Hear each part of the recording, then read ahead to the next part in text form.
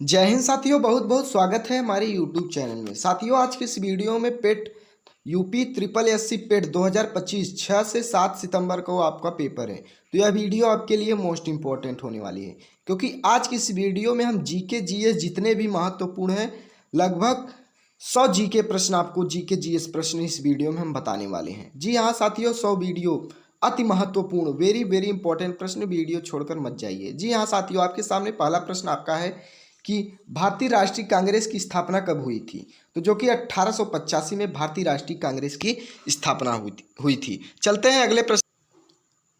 अगला प्रश्न है साथियों, एशियाई के लिए धुरी विदेश नीति किस देश की एक रणनीति है। तो जो कि यह जापान की रणनीति है। अगला प्रश्न साथियों क्या कहता है। अगला प्रश्न है साथियों, भारत का पहला उपग्रह कौन सा था। तो जो कि भारत का पहला उपग्रह आर्यभट्ट था। अगला प्रश्न है साथियों, किस माध्यम में प्रकाश की चाल सर्वाधिक होती है। तो जो कि निर्वात में सर्वाधिक होती है। अगला प्रश्न है, किस रंग के प्रकाश का प्रकीर्णन सबसे अधिक होता है। तो उत्तर है बैगनी रंग के प्रकाश के प्रकीर्णन सबसे अधिक होता है। साथियों अगला प्रश्न क्या है। अगला प्रश्न है साथियों, वाहनों की हेडलाइट में किस दर्पण का उपयोग किया जाता है। तो इसका उत्तर हो जाएगा अवतल दर्पण का उपयोग किया जाता है। अगला प्रश्न है साथियों, बंगाल विभाजन कब हुआ था। तो 1905 में बंगाल विभाजन हुआ था। अगला प्रश्न है साथियों, सिंधु घाट के सभ्यता के लोग किसकी पूजा करते हैं। तो जो कि ब्रह्मा की पूजा करते हैं। अगला प्रश्न साथियों क्या है हमारा, चलिए अब चलते हैं महापुरुषों के प्रमुख वचन एवं नारे। जय जवान जय किसान लाल बहादुर शास्त्री, करो या मरो महात्मा गांधी, जय हिंद सुभाष चंद्र बोस। अब उसके बाद में आ जाते हैं यहाँ पर पूर्ण स्वराज की मांग किसने की थी, किसके नारे थे। जो कि जवाहरलाल नेहरू। हिंदी हिंदू हिंदुस्तान, जो कि भारतेंदु हरिश्चंद्र का वचन है। अगला प्रश्न है, वेदों और लौटो, क्या वेदों की ओर लौटो दयानंद सरस्वती जी ने वचन बोला है। यह साइमन कमीशन वापस जाओ लाला लाजपत राय ने कहा है। उसके बाद में जनगण मनगढ़ आ जाते हैं, रविंद्रनाथ टैगोर ने कहा है। साम्राज्यवाद का नाश हो, जो कि भगत सिंह ने कहा है। भारत छोड़ो, जो कि महात्मा गांधी ने कहा है। उसके बाद में सारे जहां से अच्छा हिंदू सीता हमारा, जो कि इकबाल ने कहा है। दिल्ली चलो सुभाष चंद्र बोस का नारा है। अगला है, तुम मुझे खून दो मैं तुम्हें आज़ादी दूंगा, जो कि सुभाष चंद्र बोस जी ने कहा है। जय जगत, जो कि विनोबा भावे ने कहा है। कर मत दो, सरदार वल्लभ भाई पटेल ने कहा है। उसके बाद में आ जाते हैं, अगला है हमारा संपूर्ण क्रांति, जो कि जयप्रकाश नारायण ने कहा है। Who lives if India dies, जो कि जवाहरलाल नेहरू ने कहा है। साथियों अगला प्रश्न हमारा क्या है। अगला प्रश्न है, सौरमंडल का जन्मदाता किसे कहा जाता है। तो जो कि शनि को सौरमंडल का जन्मदाता कहा जाता है। अगला प्रश्न क्या है। अगला प्रश्न है साथियों कि ग्रहों की गति का नियम प्रतिपादन किसने किया था। तो जो कि कैपलर ने किया था, कैपलर ने। अगला प्रश्न हमारा क्या है साथियों। अगला प्रश्न है साथियों, वर्नाक्यूलर प्रेस एक्ट किसने समाप्त किया था। तो जो कि लॉर्ड कर्जन ने समाप्त किया था। अगला प्रश्न हमारा क्या है। अगला प्रश्न है साथियों, अकबर ने फतेहपुर सीकरी में किस भवन का निर्माण करवाया था। तो जो कि हो जाएगा जहांगीर महल का निर्माण करवाया था। अगला प्रश्न क्या है साथियों। अगला प्रश्न है कि भारत के कुछ प्रमुख राष्ट्रीय उद्यान पर आधारित महत्वपूर्ण प्रश्न। रणथंभौर राष्ट्रीय पार्क भारत के किस राज्य में स्थित है। तो राजस्थान में स्थित है। सरिस्का राष्ट्रीय उद्यान भारत के किस राज्य में स्थित है। जो कि राजस्थान में स्थित है। घना पक्षी राष्ट्रीय पार्क भारत के किस राज्य में स्थित है। जो कि राजस्थान में स्थित है। अगला क्या है साथियों।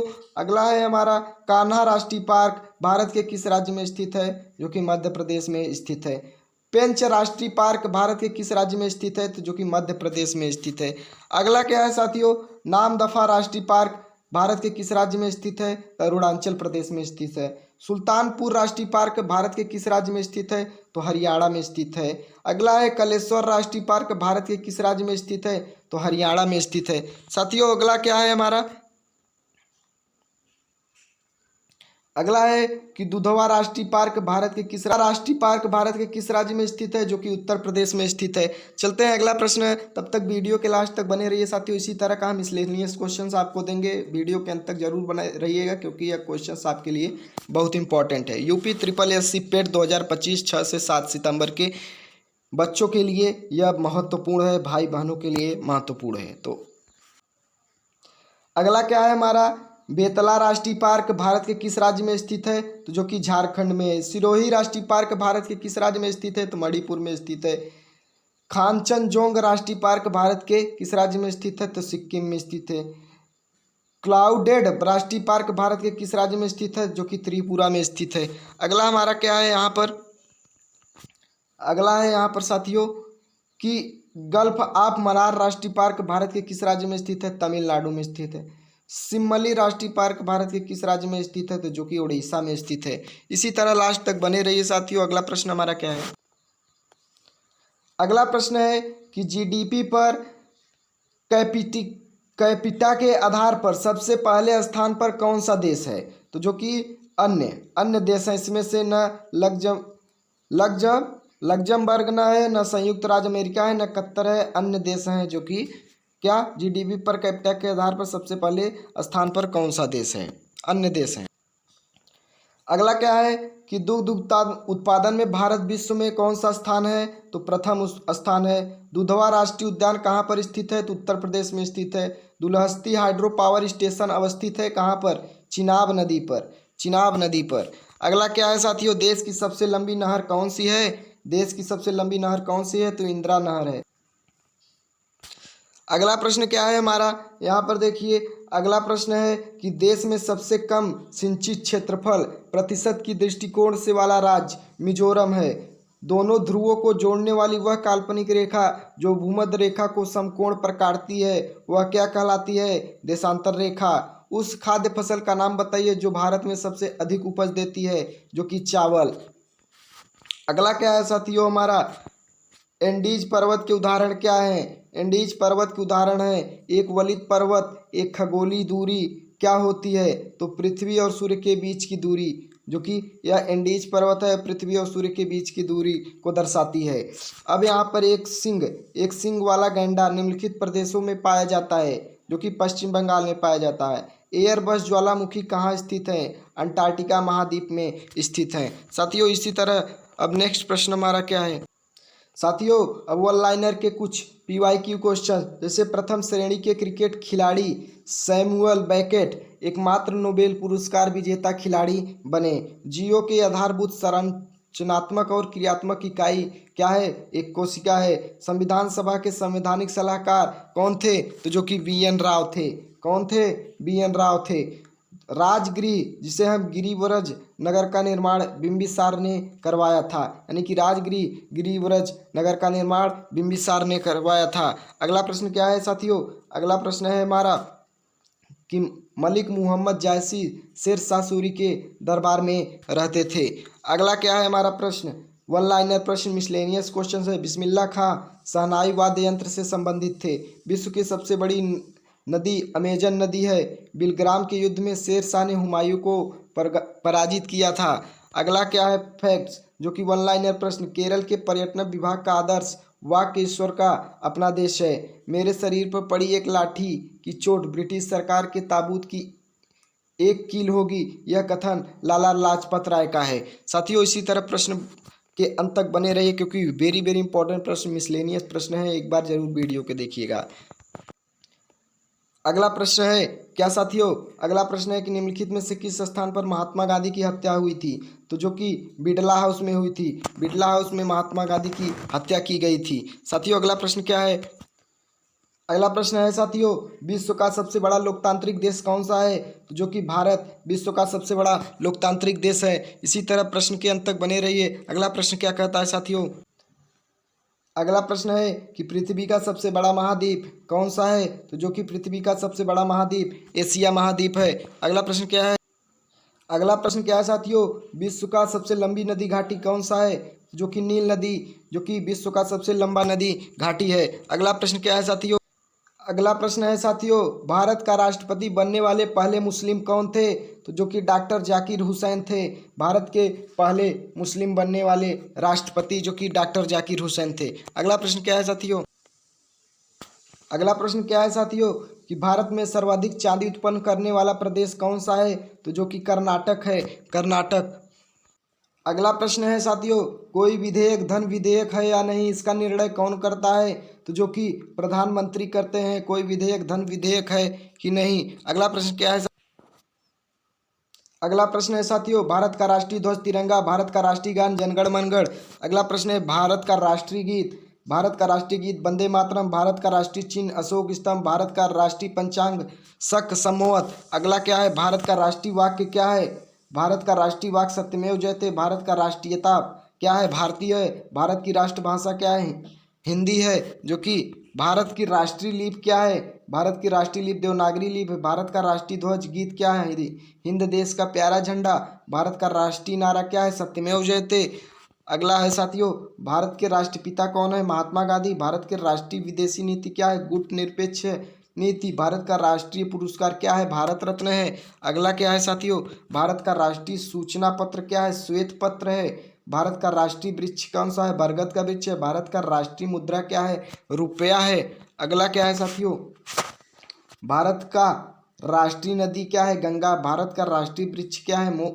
पक्षी क्या है? मोर। भारत का राष्ट्रीय पशु क्या है? बाघ। उसके बाद में आ जाते हैं, भारत का राष्ट्रीय फूल क्या है? भारत का राष्ट्रीय फूल जो कि कमल है। उसके बाद में साथियों अगला आ जाते हैं, 1885 में कांग्रेस की स्थापना हुई थी। 1905 में बंगाल विभाजन हुआ था। 1906 में मुस्लिम लीग की स्थापना हुई और 1907 में कांग्रेस का विभाजन हुआ। 1908 में खुदीराम बोस को फांसी हुई। 1909 में मार्ले मिंटो सुधार अधिनियम आया। उसके बाद में 1913 में गदर आंदोलन हुआ। 1914 में प्रथम विश्व युद्ध की शुरुआत हुई। 1915 में भारत गांधी जी का भारत में आगमन हुआ। 1916 में लखनऊ समझौता हुआ। उसके बाद में 1916 में एक होम रूल लीग आंदोलन भी आया। 1917 में चंपारण सत्याग्रह हुआ। 1918 में अहमदाबाद मिल मजदूर आंदोलन हुए। खेड़ा आंदोलन हुआ 1918 में भी। 1919 में रोलेक्ट एक्ट पारित किया गया, रोलेक्ट एक्ट को लाया गया। उसके बाद में 1919 में जलियांवाला बाग हत्याकांड हुआ। 1919 में खिलाफत आंदोलन भी हुआ। 1920 में असहयोग आंदोलन हुआ। चौरी चौरा कांड 1922 में हुआ। उसके बाद में यहाँ पर स्वराज पार्टी की स्थापना 1923 में हुई। उसके बाद में अगला प्रश्न क्या है साथियों, उसके बाद में भगवान बुद्ध को ज्ञान की प्राप्ति कहाँ हुई थी? तो ज्योति बोध गया में हुई थी। आर्य समाज की स्थापना किसने किया था? स्वामी दयानंद ने किया था। पंजाबी भाषा की लिपि कौन सी है? तो गुरुमुखी है। गुरुमुखी पंजाबी भाषा की लिपि है। अगला प्रश्न है साथियों, किसी बृहत मंदिर की आरंभिक कल्पना तथा निर्माण सूर्य वर्मन द्वितीय के शासनकाल में हुआ था, जो कि अंको रावट का मंदिर में हुआ था। बिहू किस राज्य का प्रसिद्ध त्योहार है? तो असम।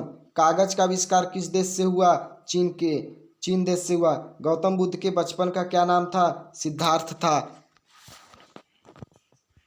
उसके बाद में साथियों अगला प्रश्न क्या है हमारा, अगला प्रश्न है कि भारत का अंतिम मुगल सम्राट बहादुर शाह जफर द्वितीय का मकबरा कहाँ स्थित है? यानी उसका द्वितीय मकबरा जो कि रंगून मम्मयार में स्थित है। रंगून जो कि क्या है, मकबरा है और मम्मयार में स्थित है।